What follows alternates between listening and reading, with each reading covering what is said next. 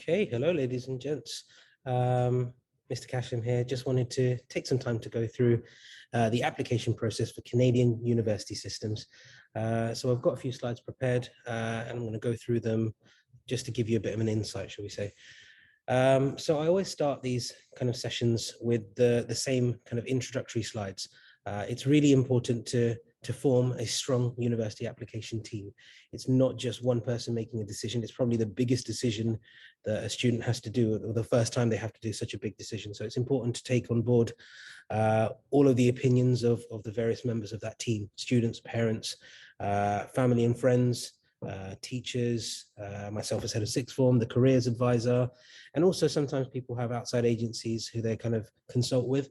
It's important to form that team, but also make sure that everyone's on the same page in terms of working together. And then with that team, it's important to start to form a plan. The plan has to be where everyone has not an equal say, but there's an opportunity to listen to everyone's kind of thoughts and ideas, to share that responsibility, because that's important, because decision making is not necessarily going to be something that's clear cut. There's going to be lots of factors to weigh up and kind of think about. It's going to be a stressful time. There's going to be some anxiety, thinking about potentially moving away from family, living out on your own. That's not an easy thing to manage. So there might be some kind of other factors there emotionally that you want to keep in mind. Also important to think about what the family plan is. It's not just about one person moving, it's about how that impacts the whole family. If a student has kind of family in the country that they're considering to move to, that's important to factor in. And think about all of the various variables that kind of contribute to all of these and the weighting of each of those things. It's important to do as much research as possible. The more information you have, the better you'll be placed to make any of those difficult decisions. And yeah, so as I said, there's lots of factors, and it's unrealistic to imagine that you'd be able to keep in or take into consideration all of those factors. So it's important to strategize and prioritize. Think about all of those factors and then start thinking about which ones are most important. So think about the program itself, the specifics, how long is the course going to last for? What's the course or what courses are offered at that university? Is there an opportunity for research? Because that's a really good opportunity for kind of developing future careers. What's the chance of getting a job at the end of that course? Location is really, really important as well. Thinking about the country that you're going to, is it safe? Is it in line with kind of your own values? Is the weather suited to kind of what you're used to? Because Dubai is a very hot place. Going to somewhere cold might be a shock to the system, and it's important to be mentally prepared for that as well as physically. Thinking about work permits after. So after you graduate, is there potential to actually have a future in that country? Thinking about the culture of the campus as well, because different universities have different kind of setups. It's not just about the course that you're studying, but also the environment that you're in. If that's a place that makes everyone grow as individuals and as citizens. Finances is absolutely an important factor to keep in mind as well, making sure that it's in line with what your expectations are in terms of fees, and managing the cost of living and all of those other factors that come along with it. Sometimes universities or systems have financial aid available, so it's helpful to know that you have that as a support kind of structure. And also thinking about the university itself, is it large, is it small? Does it have the facilities that suit the course that you're interested in doing? What kind of university is it? Is it modern and futuristic with like lots of office kind of innovative features, or is it something that's old and contemporary, which is also really nice as well? How does it stand in terms of reputation across the country or the world? Yeah, okay. So we're talking about Canada today and Canadian universities. So I thought I'd start off by talking about why it'd be a good idea to study in Canada. And I've got a few reasons across a various number of slides. So firstly, the qualifications that you can achieve from a Canadian university is something that's valued and recognized all across the world. It's got high academic standards, so there's rigorous quality controls, and they're equivalent credentials to US or Commonwealth countries. So definitely something that will hold in terms of reputation. Also, the campus lifestyle is something that's a strength of Canadian universities. They have state-of-the-art technology, Olympic quality sports facilities, concert halls, student-run government, so students have a massive say in terms of shaping the university and all of the opportunities and decisions that are alongside that. And also there's lots of scope for new ideas and innovations, new businesses to be kind of cultivated. Also, there's various courses that, that allow students not just to gain a qualification, but also they incorporate work placements. That's something that's similar across various universities. If I think about my experience when I was at university, there were quite a few engineers who had a year out where they would work in industry for instance, for Jaguar or for another kind of engineering company, and then they'd come back and finish off their course. Which is great because when you're thinking about employability, it's not just a qualification, it's the genuine experience that you can talk about as well. The downside to that sometimes, and it is a very small downside, is that it does lengthen the duration of your course because you have to add on an extra year, but it does have a lot more benefits along the way as well. Another benefit is the possibility of immigration. Students who graduate from approved academic institutes may be eligible for a post-graduation work permit. That means that they can stay in Canada for at least 2 years with a graduate work visa and have the opportunity of securing their own kind of future career or whatever that might be. And that's a massive thing to consider along the way as well. Another factor is the environment that you're moving into. So it's a place where there's a big emphasis on fundamental rights, equality rights, democratic rights, language rights, and legal rights. And these are things that are really, really important because we're in a place like Dubai where we have lots and lots of freedom and lots of privileges, which might not be the case in many other countries. And Canada is another place where you have that reassurance that your say will be heard, that you're in a safe environment, and that things are shaped around not just one person making that decision. So that's a really important factor to consider.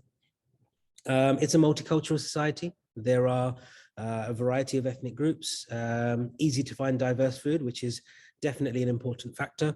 And there are lots of places for support if you're thinking about, finding people of a similar background or even finding people of different backgrounds. There's various kind of agencies where you can get involved with different societies. It's safe, as I mentioned already. So people are friendly, open-natured. Students enjoy the same freedoms as Canadians. So being a student there doesn't mean that you're treated any less than someone who is born and raised in Canada. And yeah, it's a stable and peaceful society. And that's, again, an important factor to keep in mind. So let's think about Canada itself and the context. So it's a bilingual country. There are 2 official languages, French and English, predominantly English, except Quebec. However, there are various areas where French is the main language. That does mean that some of the courses are taught in French. So it's important to do some background research to make sure that the course that you're signing up for, committing to, is one that is taught in English, if that's the kind of, that's the course that you're looking for. Education is province-based. So essentially, each province has a collection of universities, but the structure is common throughout the whole country. University degrees, again, are equivalent to American university degrees, and Canada is increasing the number of international students at universities, which is indicative of the chance of being accepted onto courses, which is very positive. There are 2 types of institutions, there's public and private. The big difference between the 2 is the funding. So public institutions are funded by government, which means that the fees will be relatively lower. Private institutions don't receive that government funding. So because of that, the cost might be a bit more in a private institute. It also means that private institutes are sometimes more specialized. They might be more predominantly focusing on some of those technical courses like medicine or engineering, but alongside that will be an increase in fees because of the need for various equipment or experiences that students need to kind of have. Governments don't necessarily regulate the private schools. However, the standard of education there is pretty high anyway, so it's not a concern. So in terms of public universities, they do the majority of undergraduate programs, the general ones like humanities, social sciences, physical and applied sciences, and they're available in most universities in Canada. The professional programs such as medicine, dentistry, pharmacy, law, architecture, engineering, journalism, the more specific ones, they're not available in all of the public universities. They're going to be specific ones that kind of offer those courses. And some of those professional programs aren't direct entry from school. So for instance, in the UK, if you want to study medicine, you'd finish your A-levels in those specific kind of A-levels that would get you into the course, and you'd go on to a degree onto medicine. However, if you're thinking about it in Canada, it might not be necessarily that you'll jump straight onto a course of medicine. You might do an undergraduate first and then go on to do the next course in the medicine, which is more of a master's or a doctorate course.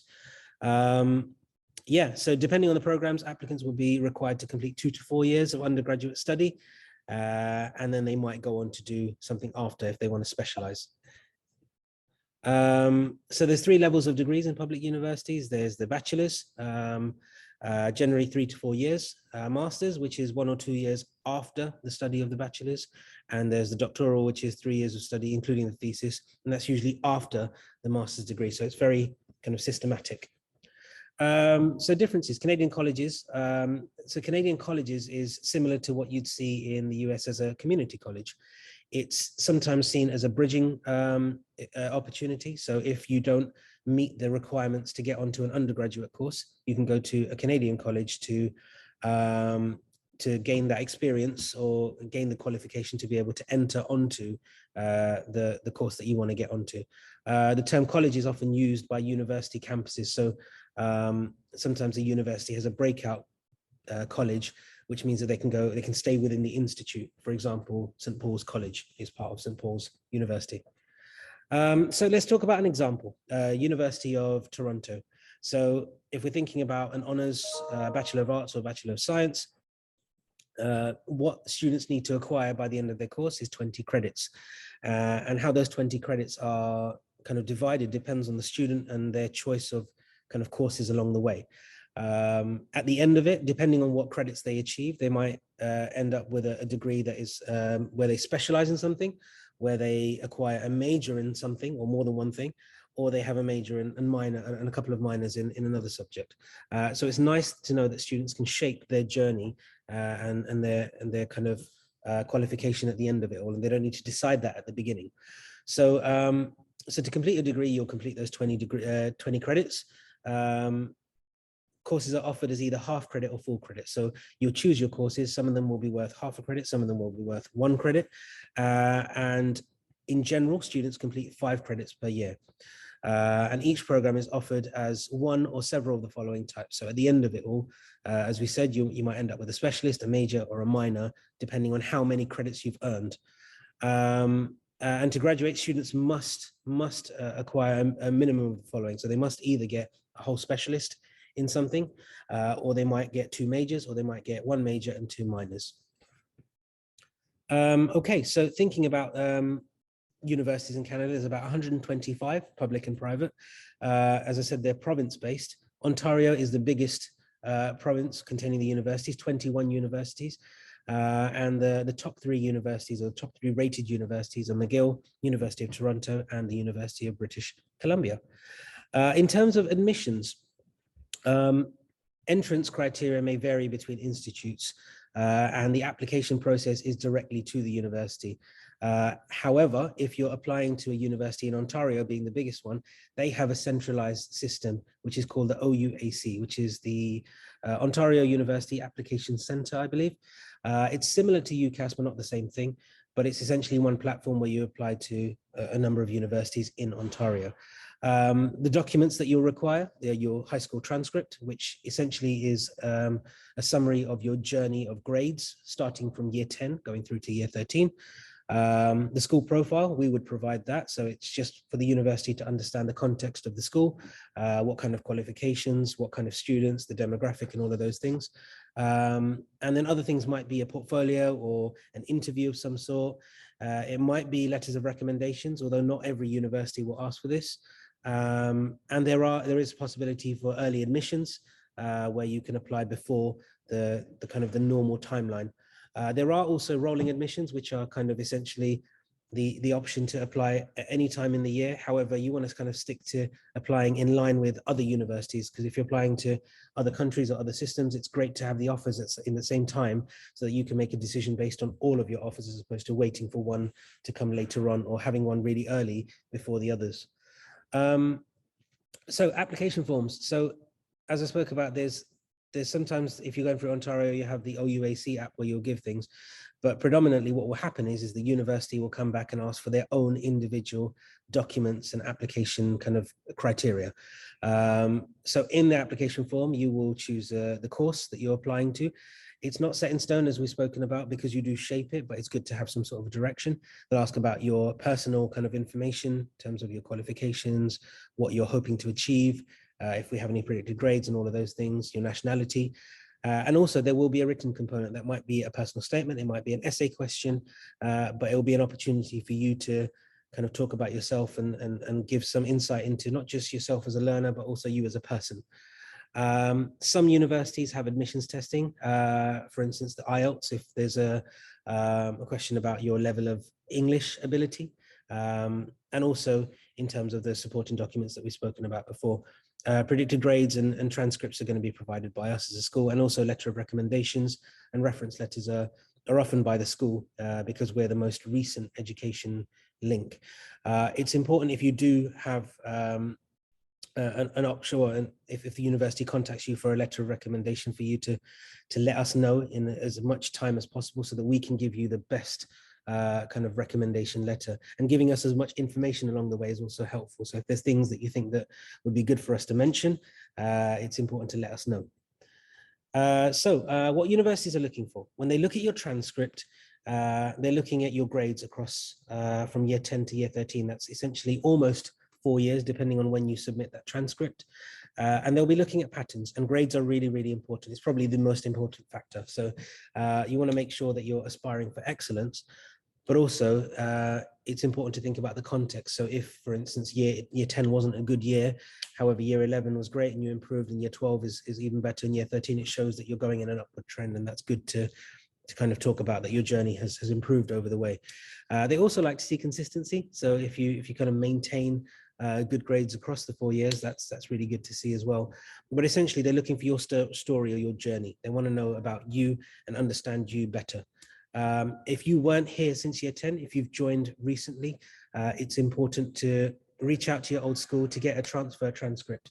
That's not easy to acquire sometimes, so you might need to be proactive in getting that as soon as possible. It needs to be on letter-headed paper with the school stamp and signature to make sure that it's verified and validated.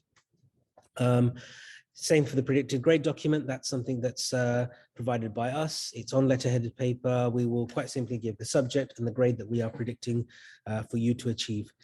So applying to university, as I mentioned, it's directly through the university.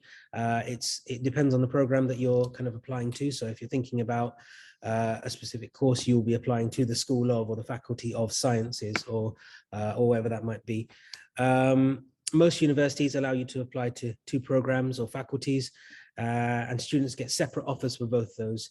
After applying, you'll get an email with a personal student number. It's important to hold on to that because that's the number that they'll kind of use if you ever contact them, or if you want to kind of follow up on anything, they'll refer to that number. Application deadlines vary based on university and program, but essentially you want to apply by early year 13. January 15th is usually the decision date for regular applications, and scholarships and financial assistance can sometimes require early submission. So it's important to have that information. In terms of responses, it's pretty straightforward. You might be denied, you might be given an offer based on the grades that you'll achieve or hope to achieve. You might be on a wait list because they haven't decided yet, or it could be a deferral if you're kind of holding out to join in a future year. The time frame for responses is generally February to April, so around that time. It can be later, but it's generally in that ballpark. So applicants are evaluated on their high school academic achievement from year 10. So that transcript is really important, but also those predicted grades. It is very competitive. So if you've got lots of applicants, the first thing to do to kind of reduce that list is to look at predicted grades. So it's important that you are aspiring to get the highest grades possible that are also valid. Okay, so in terms of an overview of admissions, A-levels are well recognized in Canada. BTECs are also recognized, but some institutions might prefer a certain setup in terms of those BTECs. So it's important to check first before applying. Academic performance, as I said, is the most important criteria. And it's important to check the website for the grade requirements for each course. They love to see extracurricular involvement, and that's not just doing an ECA. It's more about something that shows your character. So it could be just involvement within your family, about how you have a certain setup, how you have you prepare a family meal every week, or it might be that you have a part-time job. And I know that's difficult in the UAE, but things that talk about your character outside of the classroom are really, really important. That said, also the ECAs that you do are important, but it's not just about what you do, it's what you've gained from it, how you can talk about that, and how you can use that to better your future self or the community around you. There might be an aspect of general essays or supplemental essays based around questions. This is a great opportunity for you to sell yourself, talk about the things that you might do in an interview that you'd speak about, give them an insight into who you are, your values, what your beliefs are, and how you feel that that's shaped you and how that's shaping you as a person transitioning into an adult. There will be perhaps an aspect of teacher recommendations. So giving us as much information about that is really helpful. At some point, well, at the moment, we're thinking about subject references. As we move into the new year, we're going to be looking at whole references for students for applying to whatever university. So the more you give us about yourself, about experiences and involvement, the more we can talk about that and how that has an impact onto your personality and your character. And there may be individual factors as well. So if you have any talents, achievements, if you're athletic, or if you have a musical talent, there may be those things to talk about, because they do have an impact or an influence onto people making a decision. Okay, so obviously we've spoken about the written components, the personal statement, the essay questions, and the letter of recommendation. And essentially what you want to do is have a university application portfolio. Obviously your goal is to get offers and acceptances, but you want to be strategic about how you apply to universities. You don't want to apply to only just those aspirational universities that are really hard to get into, because then you're going to have less likelihood of having those successful offers. It's important to spread yourself across a different range of universities, have some safe applications, have some realistic ones, but also be aspirational, choose some of those higher level kind of high-end universities.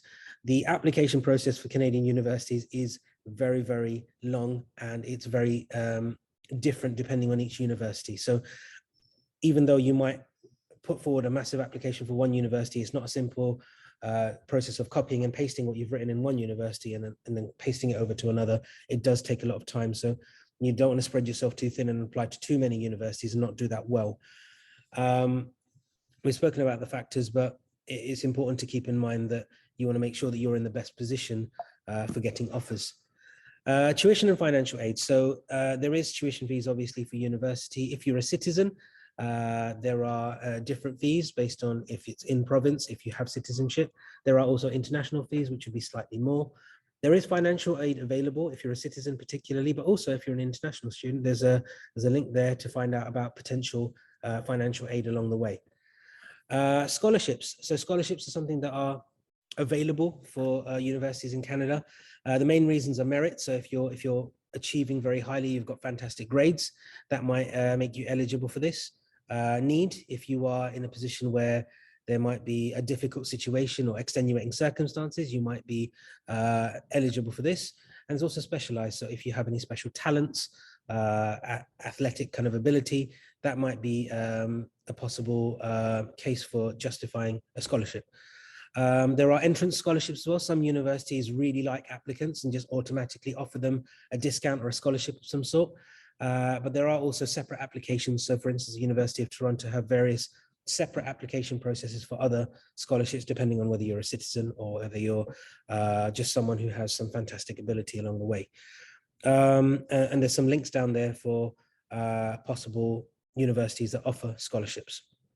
So a good way for you to find out more about some of these things is Unifrog. That's a platform that I'm sure lots of you are familiar with already, but it's a great way of shortlisting universities, kind of finding out about entry requirements, finding out about the university and the campus. It's a great way of getting that support for your essay questions. They give you a good structure, some good advice, potentially some examples as well. They also look at competencies, which is a really, really important factor, because it's not just your grades, it's not just your ability to perform well in an exam, it's also those qualities that are transferable, those soft skills, as they say. And Unifrog separates those in a really nice way for you to make sure that you have experiences that talk about or highlight your ability to showcase that competency. So that's a really nice way of kind of looking at all of those various factors. So study permit. So once you get an offer, if you're not a citizen, you will need to apply to get a study permit. It takes about 6 weeks or 4 to 6 weeks. So it's important to keep that in mind or factor that in terms of your timeline, because it's not just getting the offer, it's about getting the ability to actually go to the country. The university has no say or influence in that. That's absolutely something that you will organize after. So it's important to factor that in. And that is the end of the slideshow for Canadian university applications. I hope you found that helpful. I'm sorry if I rushed past certain bits, but I wanted to make sure I covered everything. If you do have any questions, please don't hesitate to reach out. And yeah, have a great day.